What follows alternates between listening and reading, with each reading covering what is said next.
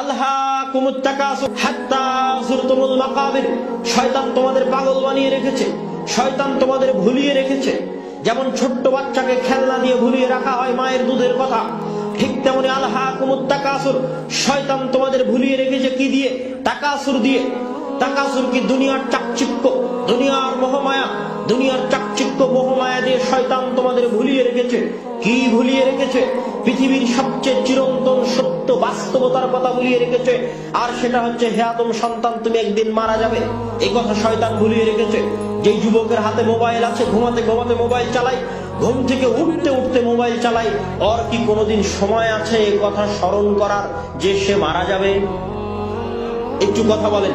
যে যুবক ঘুমাতে ঘুমাতে মোবাইল চালায়, ঘুম থেকে উঠে আবার মোবাইলে হাত দেয়, এর কি এই কথা স্মরণ করার সময় আছে যে সে একদিন মারা যাবে? এমন ভাবে দুনিয়ার জুয়া, দুনিয়ার নেশা আমাদেরকে ঘিরে ধরেছে, দুনিয়ার উন্নত প্রযুক্তি আমাদের হাতে পায়ে এমন ভাবে বেড়ি বেঁধে দিয়েছে, দাসত্বের বেড়ি, পায়ে দাসত্বের বেড়ি, হাতে দাসত্বের বেড়ি, চোখে মুখে দাসত্বের বেড়ি, যা আমাদের সারা জীবনে একবারও মনে করার সময় নাই যে আমরা মারা যেতে পারি বা মারা যাব। অথচ এটাই সবচেয়ে বড় সত্য। এটার কথাই আল্লাহ কোরআনে বলছে আলহাকুমুত তাকাসুর।